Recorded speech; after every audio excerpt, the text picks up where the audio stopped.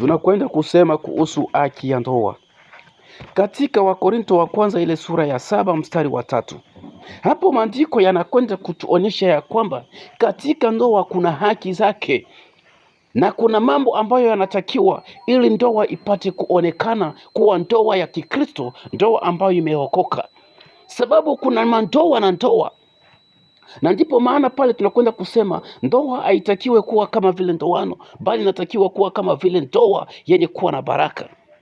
Haki ya ndoa katika hiyo kitabu inakwenda kutuonesha ya kwamba haki ya kwanza ambayo Mungu anaitaka na mtume Paulo naye pia akakwenda kuionyesha ni kwamba mume na ampende mke wake, na hivyo hivyo na mke ampende mume wake kama vile Yesu anavyojipenda. Na huyu mume hana amri katika mwili wake, bali ni mke wake anakuwa na shurti, anakuwa na amri katika huyo mume na huyo mwili wa mume.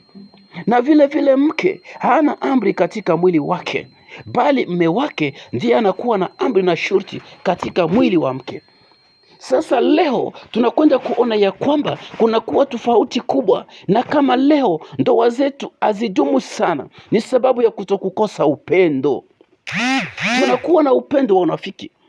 Unaweza kuonyesha kuwa unampenda mume wako, lakini unakuwa mnafiki. Unaweza onyesha kuwa unampenda mume wako, lakini unakuwa mnafiki. Unafiki unatokea namna gani? Ni sababu ya kukosa uaminifu.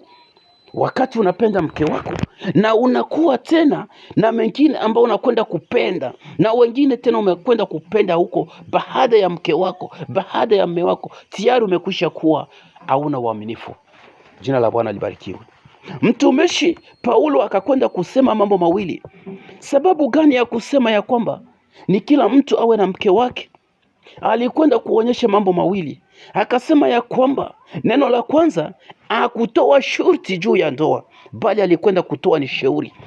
Alikwenda kutoa shauri katika ndoa, katika ile Wakorinto wa kwanza sura ya 7 mstari wake mdogo wa 6.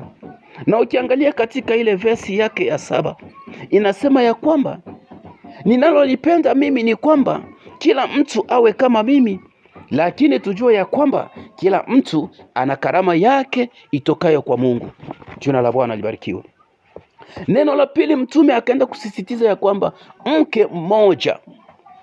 Alikwenda kusisitiza hapo, alikwenda kwanza kuhakikisha na kukamilisha na kutetea hiyo andiko ya Mwanzo sura 3 mstari wa 21 ambayo inasema ya kwamba na Mungu akamfanyizia Adamu Eva mmoja. Na hapo akakwenda kumalizia. Tukikwenda kuangalia katika ile Timotheo wa kwanza sura yake ya 3 mstari wa 2, nayo pia inakwenda kusema ya kwamba mtume alikwenda kuhakikisha hata kama waaskofu, hata kama mchungaji, hata kama anaweza kuwa mtu fulani ambaye anakuwa na usimamizi wa kanisa, ni sherti awe na mke mmoja. Tunataka tuonyeshe wana wa Mungu ya kwamba kila mtu katika haki za ndoa inatakiwa kila mtu katika tendo la kwanza ni kumuamini na kumpenda mwenziwe. Mwanaume ampende mke wake na mke ampende mume wake, na hapo tutakwenda kudumisha ndoa yetu na itakwenda kuonekana kuwa ndoa ambayo imebarikiwa.